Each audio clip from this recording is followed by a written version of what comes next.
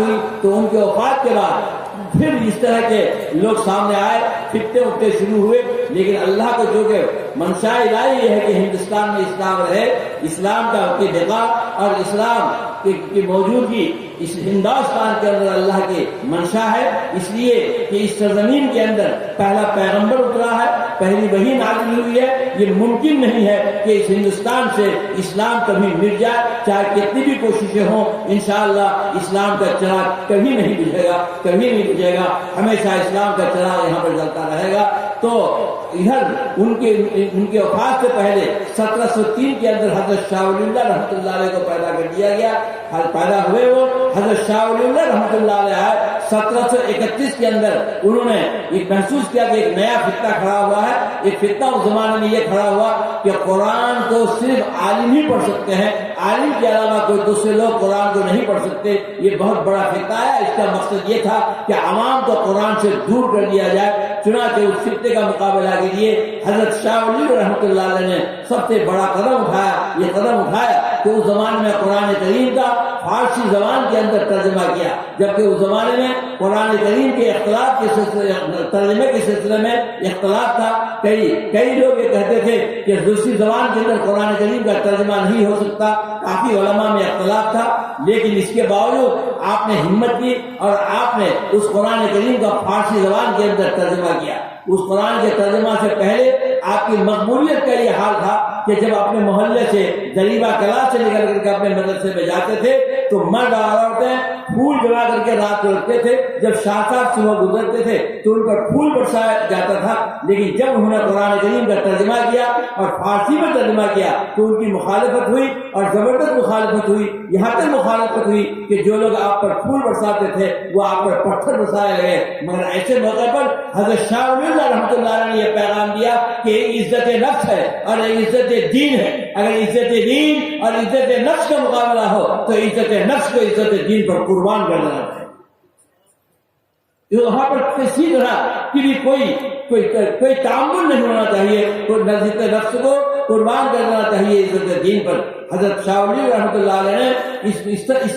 اس کو کیا اور یہ پیغام دیا کہ اگر ایسے حالات پیدا آ جائے تو ایسے موقع پر اپنے عزت نفس کو عزت دین پر قربان کر دو۔ یہی نہیں بلکہ انہوں نے یہ محسوس کیا کہ انگریز آ چکے تھے اور انگریز آنے کے بعد اس بات کی کوشش کر رہے تھے کہ یہاں کے ملک پر قبضہ کرنے کے ساتھ ساتھ یہاں کی تہذیب پر اور یہاں کے مذاہب پر بھی وہ اپنا اثر ڈالے اور اپنے مذہب کو یہ غالب کرے۔ حضرت شاہ ولی اللہ رحمۃ اللہ علیہ نے پہلا شخص ہے، حضرت شاہ ولی اللہ رحمۃ اللہ علیہ، جنہوں نے اس بات کو محسوس کیا کہ یہ انگریز صرف تجارت کے لیے نہیں آئے ہیں بلکہ تجارت کے راستے سے وہ ہمارے ملک پر قبضہ کرنا چاہتے ہیں، ہماری تہذیب پر قبضہ کرنا چاہتے ہیں۔ یہ پہلے ہندوستان کی تاریخ میں پہلی شخصیت ہے جنہوں نے سب سے اس بات کو محسوس کیا، اور پھر انہوں نے اس کا مقابلہ کرنے کے لیے اپنے پاس علماء کی، اپنے شاگردوں کی ایک جماعت بنائی جس میں مولانا نور الدین بڑھاوی اور مولانا مظہر عظیم آبادی، مولانا امین کشمیری، اس طرح کے تمام لوگوں کو شامل کر کے انہوں نے ایک جماعت بنائی، اور اس جماعت کا مقصد یہ تھا کہ پورے ہندوستان کے لوگوں کو بیدار کیا جائے اور بتایا جائے کہ یہ جو طاقت آ رہی ہے اس طاقت سے ہوشیار رہنے کی ضرورت ہے، یہ آ کر کے ہمارے دین پر قبضہ کرے گا، ہمارے ملک پر ہی نہیں بلکہ ہماری شریعت پر، ہمارے دین پر بھی یہ قبضہ کریں گے۔ یہ بات پھیلائی گئی پورے ہندوستان کے اندر، ایک ماحول بنایا گیا، اور اسی ماحول کے نتیجے میں 1757 کی جو جنگ ہوئی ہے اس جنگ کے اندر پوری محنت حضرت شاہ ولی اللہ رحمۃ اللہ علیہ کی تھی۔ حضرت شاہ ولی اللہ رحمۃ اللہ علیہ نے اس طرح سے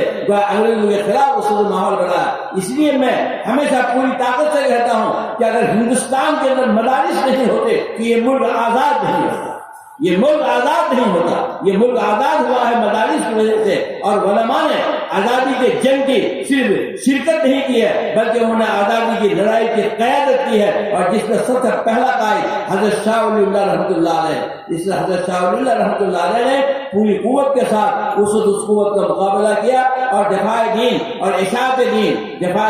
دین کے لیے انہوں نے قرآن کریم کا ترجمہ کیا، اور دفاع دین کے لیے انہوں نے انگریزوں کے خلاف ایک منظم جماعت بنائی، اور جس کا نتیجہ یہ ہوا کہ اس کے نتیجے میں حضرت شاہ عبدالعزیز رحمۃ اللہ علیہ کے زمانے میں اپنے زمانے میں انہوں نے انگریزوں کے خلاف جہاد کا فتوا دیا اور پھر ہندوستان میں آزادی کے لیے سب سے پہلی جو تحریک چلائی گئی، پہلا جو موومنٹ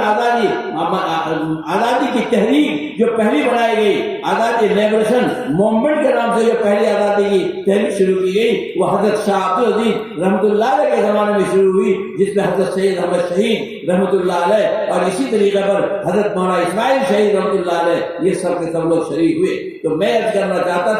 چاہتا ہوں کہ ہمارے ہندوستان کے اندر یہ شکل نہیں ہے کہ دفاع دین ہو یا اشاعت دین ہو۔ اس دفاع دین اور اشاعت دین کے اندر ہمارے علماء نے زبردست کردار ادا کیا ہے۔ ہر زمانے کے اندر جو بھی حالات پیش آئے، 1857 تک ہمارے مسلمانوں نے اس میں حصہ لیا۔ 1857 کے اندر جو جنگ لڑی گئی، 1857 سے پہلے ہندوستان کے اندر 1848 میں جب لارڈ میکالے یہاں پر آئے وائسرا بن کر کے، تو انہوں نے آ کر کے یہ اعلان کیا کہ اب یہاں پر جو نظام قدیم تعلیمی نظام ہے اس کو ہم ختم کر دیں گے اور یہاں پر ہم جدید نظام تعلیم قائم کریں گے۔ اور انہوں نے یہ بھی اعلان کیا کہ جو نظام تعلیم ہم قائم کر رہے ہیں اس کا مقصد یہ ہوگا کہ یہاں کے لوگ شکل و صورت میں ہندوستانی رہیں گے، لیکن ذہن و دماغ کے اعتبار سے ان کو ہم افرنگی بنا دیں گے، انگریز بنا دیں گے۔ حضرت مولانا قاسم نانوتوی رحمۃ اللہ علیہ نے اس وقت اس کے جواب میں یہ اعلان کیا تھا کہ ہم ایسا نظام تعلیم قائم کریں گے، ایسا مدرسہ پھر ہم قائم کریں گے اور ایسی شکل ہم اس طرح سے نظام تعلیم کو ہم چلائیں گے جو ہمارا نظام تعلیم قائم ہے۔ اس کے ذریعے سے ہندوستان کے لوگ شکل و صورت میں ہندوستانی رہیں گے، لیکن ذہن و دماغ کے اعتبار سے یہ مکی اور مدنی بن جائیں گے۔ پھر اس کے بعد مدارس کے خلاف ایک ہنگامہ کھڑا ہوا، ملٹری لگائی گئی، اور مدارس اس زمانے میں تو مغربی بھی نہیں تھے، مدارس کا تمام مرکز تو جونپور تھا۔ جونپور سب سے بڑا مدارس کا مرکز تھا، دارا پور تھا، سہسرام تھا،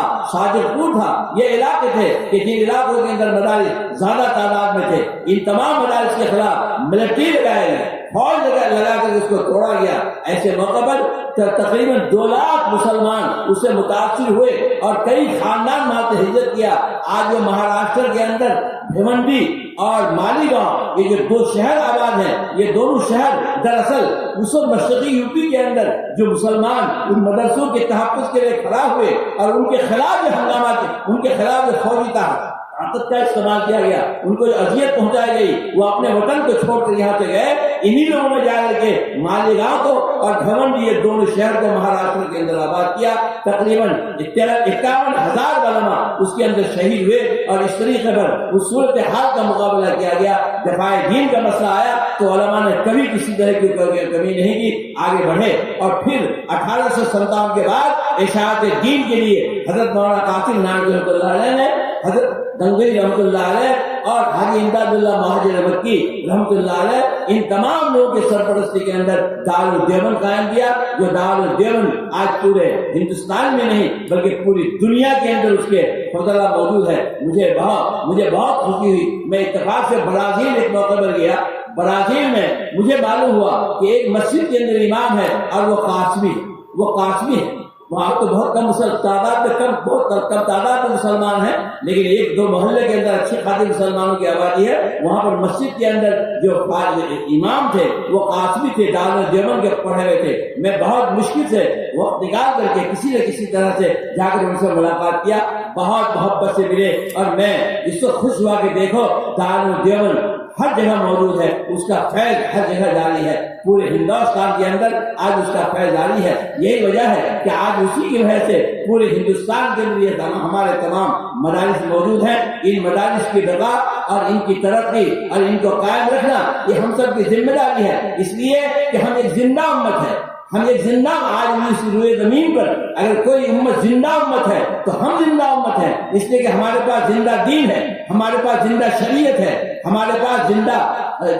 زندہ کتاب ہے، ہمارے پاس اللہ تعالیٰ کی کتاب جو قرآن شریف وہ زندہ کتاب ہے، زندہ کتاب ہمارے پاس ہے، زندہ دین ہے، زندہ شریعت ہے۔ لہذا ہم اگر زندہ امت کی حیثیت سے اس دنیا کے اندر اپنا کردار ادا کرنا چاہتے ہیں تو ہمارے لیے ضروری ہے کہ ہم اپنے اندر زندہ افراد پیدا کریں۔ اگر زندہ افراد پیدا کرنا چاہتے ہیں تو یہ زندہ افراد انہیں مدرسوں سے نکلیں گے، یہیں سے پیدا ہوں گے۔ آپ ذرا دیکھ لو کہ نبی کریم صلی اللہ علیہ وسلم نے 13 سال کی زندگی میں مکہ کے اندر صرف شخص پر فرد پر محنت کی۔ آپ نے اس زمانے میں ایک ایک فرد پر محنت کی، ایمان پر محنت کی، یقین پر محنت کی، کردار پر محنت کی، اخلاق پر محنت کی، اور ان تمام چیزوں پر محنت کر کے ایک جماعت بنائی، جو جماعت صحابہ کی بنی۔ صحابہ کی جماعت آپ نے بنائی۔ وہ صحابہ کی جماعت کے بارے میں قرآن نے خود کہا کہ اولئک الذین ھداھم اللہ اولئک ھم اولو الالباب۔ وہ جماعت ایسی ہے کہ جس جماعت کے اندر رہنمائی کی صلاحیت ہے، وہ جماعت ایسی ہے کہ جو علم و دانش سے بھرپور ہے۔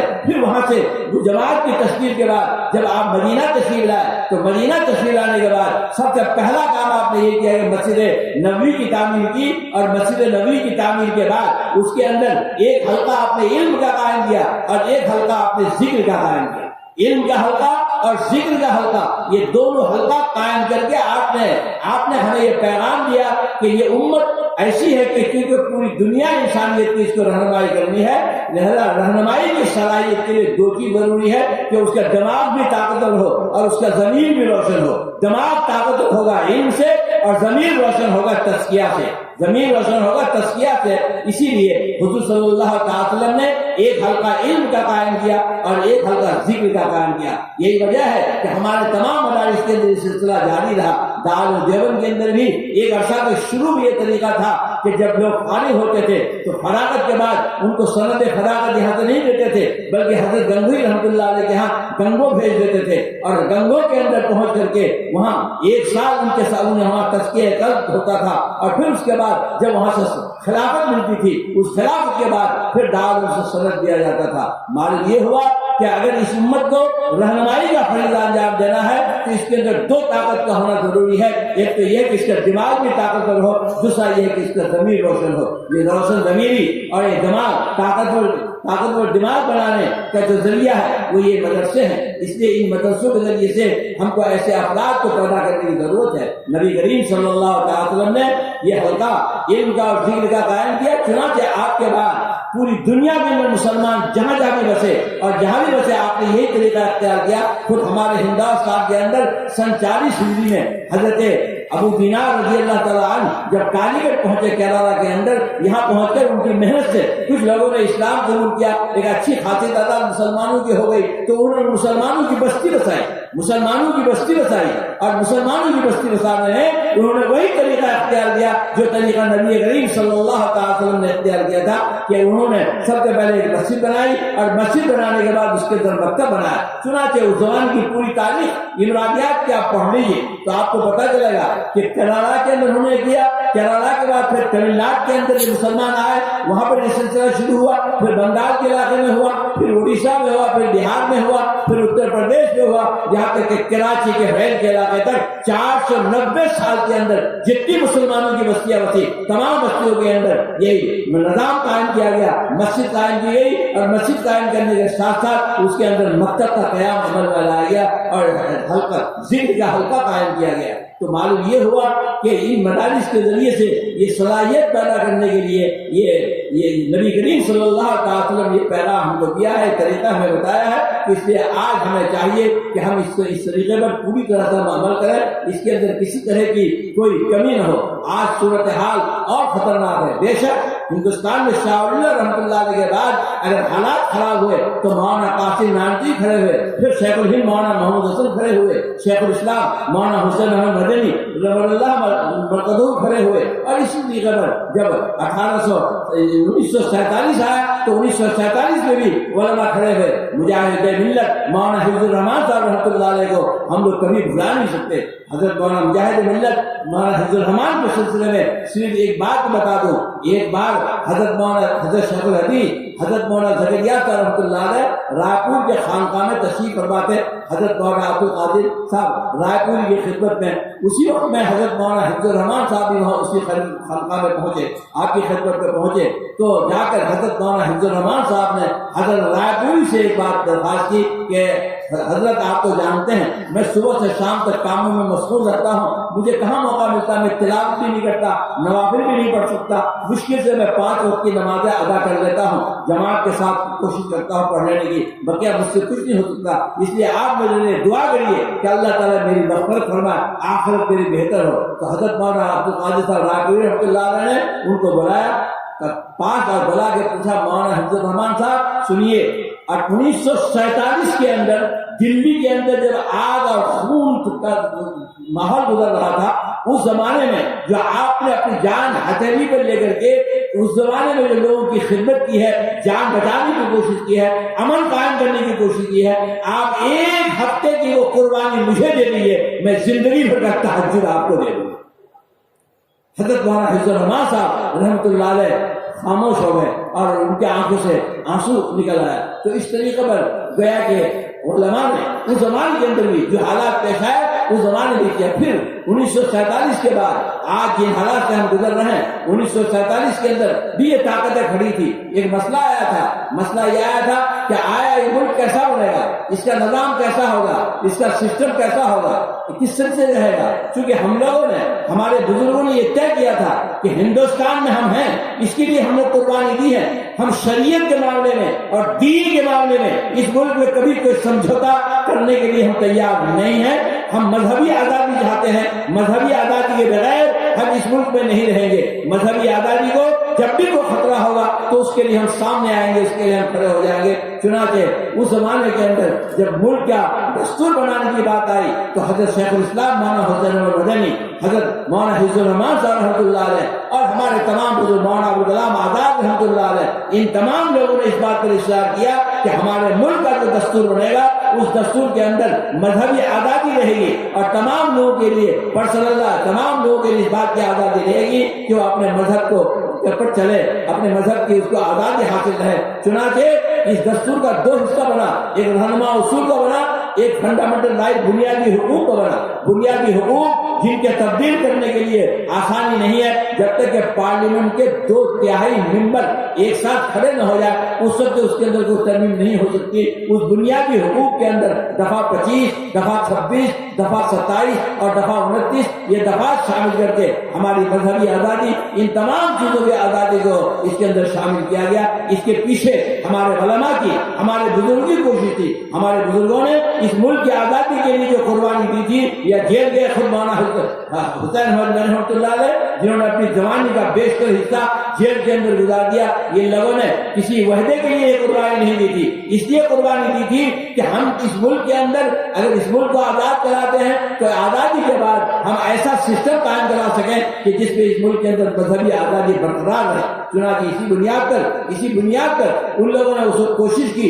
کہ دستور کے اندر مذہبی آزادی کو شامل کیا جائے۔ جب بھی اس مذہبی آزادی کے خلاف کبھی بھی کوئی بات اٹھی تو جس طرح سے جمعیت علماء نے آزادی سے پہلے اس کے لیے بڑھ چڑھ کر حصہ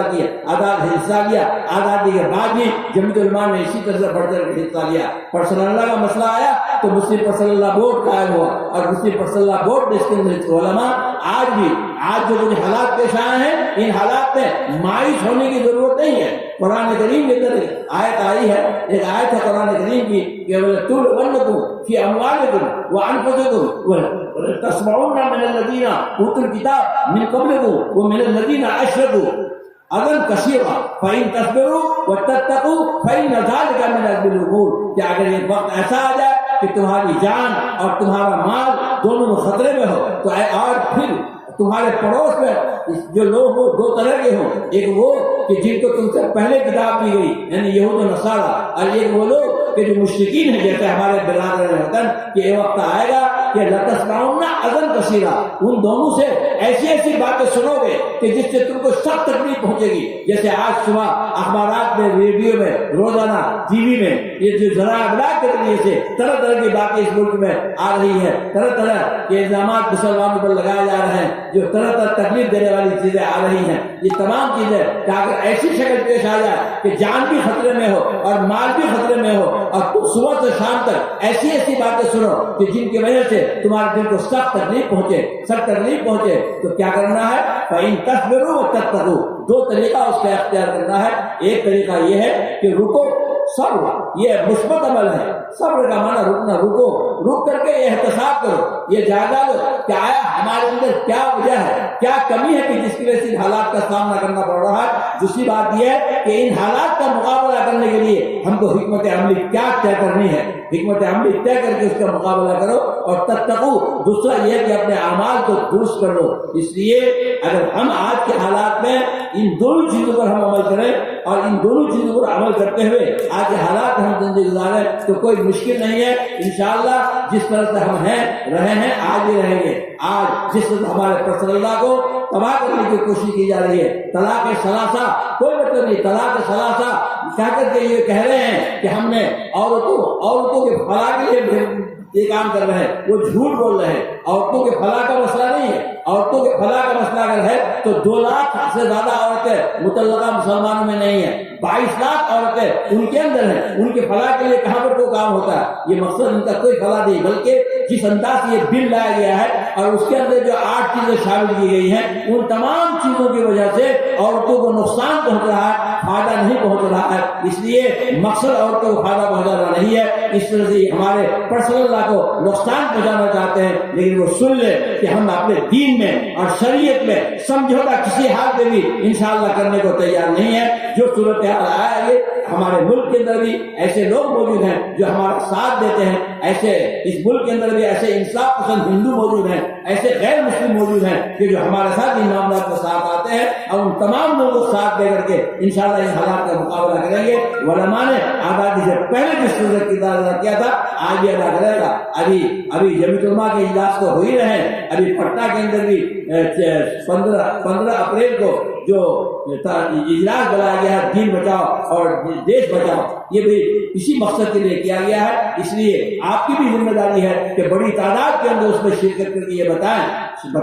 کہ ہم اس کے لیے تیار نہیں ہیں. دیکھیے اس بل کو انہوں نے لٹکایا پارلیمنٹ کے اندر، وہ تو راجیہ سبھا میں لوگوں نے، راجیہ سبھا میں ابھی ان کی طاقت نہیں ہے، طاقت نہ ہونے کی وجہ سے وہاں پر اپوزیشن سے متفق ہو گئے کہ اس بل کو یہ پاس نہیں کر سکے. یہ بل وہاں لٹک گیا، مگر یہ چاہتے ہیں ابھی کہ کوئی نہ کوئی طریقہ سے ہم اس کو لائیں. مگر پورے ہندوستان میں ہماری خواتین نے جس ہمت کے ساتھ اس کے خلاف مظاہرہ کیا ہے اس کا اثر پڑ رہا ہے. اس لیے میں چاہتا ہوں کہ 15 اپریل کو بھی بڑی تعداد کے اندر پٹنہ کے اندر آپ موجود ہوں، آپ شریک ہو کر کے اس بات کو ثابت کریں کہ ہم اس کے لیے اس کو ماننے کے لیے تیار نہیں ہیں. اگر اس طریقے پر ہم زندگی گزاریں گے تو انشاءاللہ اس ملک کے اندر ہم ایمان کے ساتھ، دین کے ساتھ زندگی گزاریں گے. اللہ تعالیٰ آپ کو، ہم کو، سب کو اپنی مرضیات پر چلنے کی توفیق عطا فرمائے. وما علینا الا البلاغ.